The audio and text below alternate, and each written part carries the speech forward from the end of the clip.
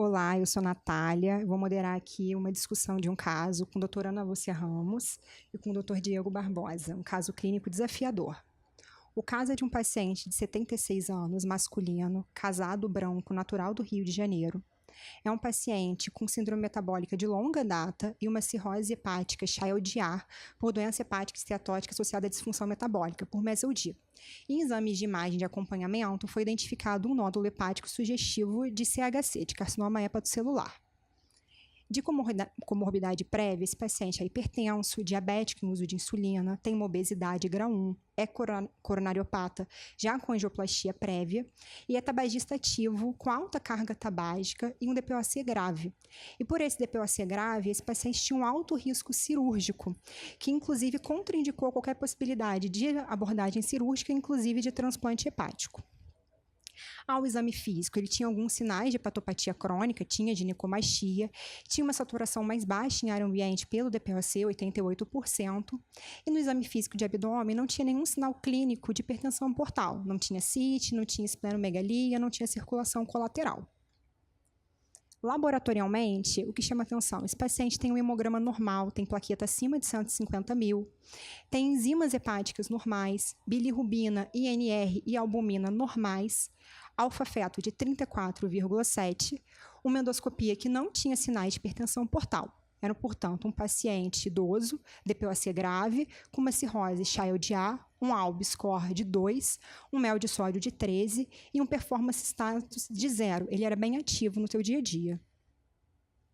No exame de imagem inicial que diagnosticou esse CHC, ele tinha uma lesão única de 4,6 centímetros. Quer falar um pouco sobre a lesão dele, Diego? Então, ele tinha essa lesão ali localizada no segmento 5, né? Bem próximo ali da veia cava, do tronco da veia porta, né? E uma lesão que foi caracterizada lá como já um LIRAD 5, né? Com hipervascular, com lavagem, então já com diagnóstico por imagem de CHC. E aí, se a gente for olhar pelo BCLC, esse paciente, ele tem uma lesão única, ele é considerado, portanto, um CHC estágio A, estágio precoce, com lesão única. Se a gente fosse olhar pela orientação do BCLC, a conduta indicada para ele seria ressecção. No entanto, essa conduta não é plausível para esse paciente pelo alto risco cirúrgico pelas demais comorbidades. Então, não sendo possível nesse paciente, o próprio BCLC sugere que a gente pode ponderar realizar, por exemplo, TACE ou radioembolização. Então, resumindo esse caso, algumas perguntas, algumas dúvidas surgem. Quais são os aspectos relevantes a se ponderar para a escolha de cada terapia loco-regional? Qual terapia escolher? O que vale a pena comparando TACE com radioembolização? O que vocês acham em relação a essas possibilidades de terapia loco-regional para ele? Doutor Diego, o que o senhor acha mais eficaz, a TACE ou a TARI? Quais são os cuidados que a gente teria que ter previamente cada procedimento e qual seria a escolha ideal nesse caso? Então, como esse paciente já foi julgado não cirúrgico, né, a gente partiu direto aí para uma escolha de terapia local.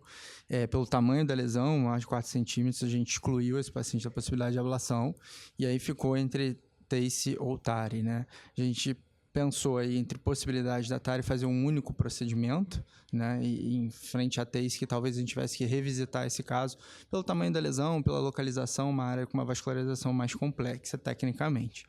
E aí acabou se optando por fazer a TARI e é feito sempre em 2 etapas, né? A gente faz uma etapa inicial de avaliação pré, onde esse paciente vai fazer uma arteriografia de mapeamento e a gente injeta um marcador com tecnésio para quantificar a captação dentro daquela lesão e avaliar se tem um shunt pulmonar, que é uma das contraindicações quando a gente tem um shunt maior que 20%, né?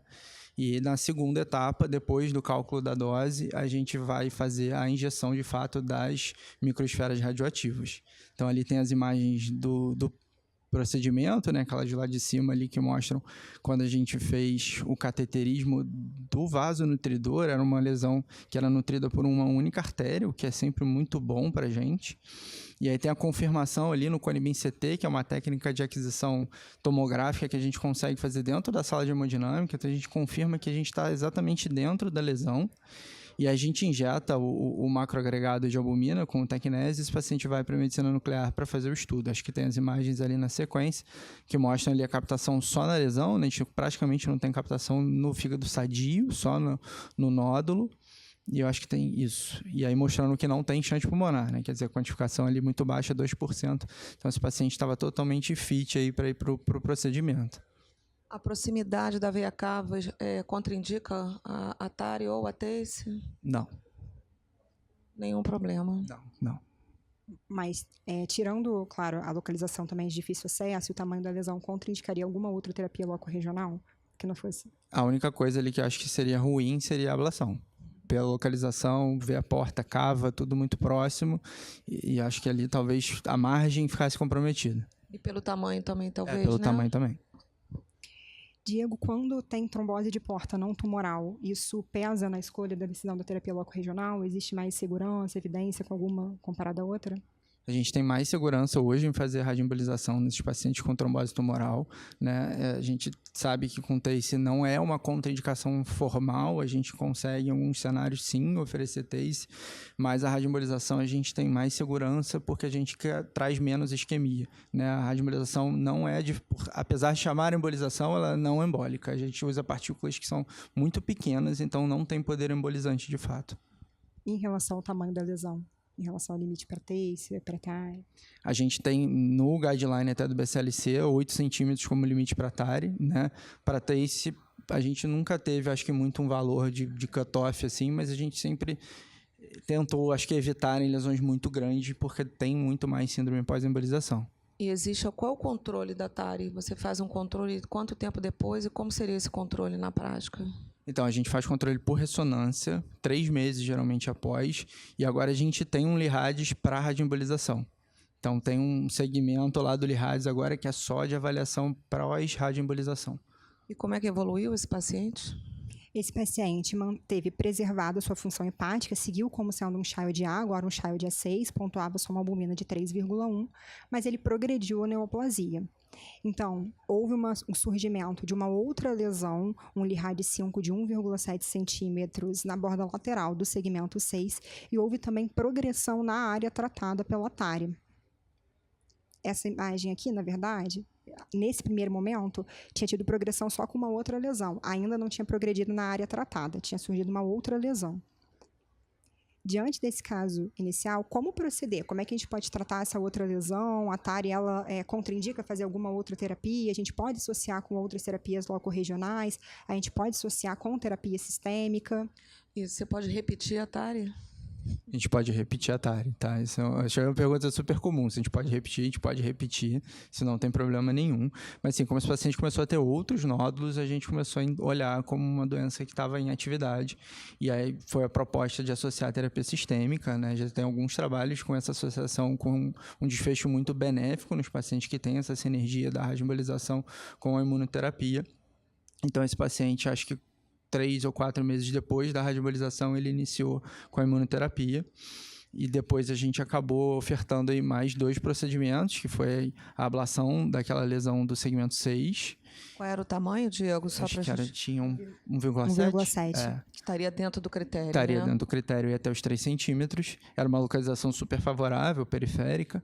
E a gente acabou, no mesmo tempo, fazendo uma TACE, que aí a ideia era tratar alguns outros nódulos de LIRADS 3, que a gente via na angiografia, que não estavam muito bem documentados ali na ressonância, e essa recidiva local da radioembolização, como era uma coisa muito focal, a gente achou que só o TACE ia resolver e acabou optando por isso. Então, na realidade, foi uma lesão que inicialmente foi tratada com a TARI e depois, na recidiva, na mesma lesão, fez a TACE. Isso. Então, é um procedimento que pode ser combinado com várias outras formas. Isso, exato. E algum esquema ideal de imunoterapia para ser feito com o tratamento loco-regional, não? O que a gente tem mais evidência é o bevacizumab.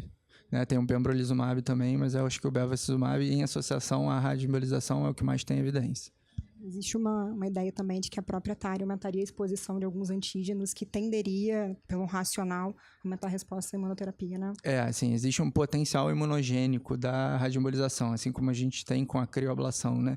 Você tem uma morte mais lenta ali das células e com isso você libera mais proteínas, marcadores, etc. no sangue e com isso você torna a imunoterapia mais eficaz. Isso é um pouco teórico, mas é uns trabalhos que mostram realmente esse benefício. Em relação a downstage, então, os 2 procedimentos estão autorizados, tanto com a TACE quanto com a TARI. Se fosse o caso nesse paciente ir para transplante, ele poderia ter feito um downstage com a TARI. Sim, sem problema nenhum. Com a TARI ainda tem aquela possibilidade de a gente fazer a hipertrofia do lobo contralateral, né? Se a gente precisa que o paciente faça uma hepatectomia direita, o fígado esquerdo é pequeno, a gente pode fazer a radioembolização no lobo direito todo, para reduzir esse lobo direito, tratar a lesão e o lobo esquerdo crescer também é uma opção. Muito obrigada pela participação. Eu acho que ficou bastante elucidativo o caso. Obrigado. Obrigada.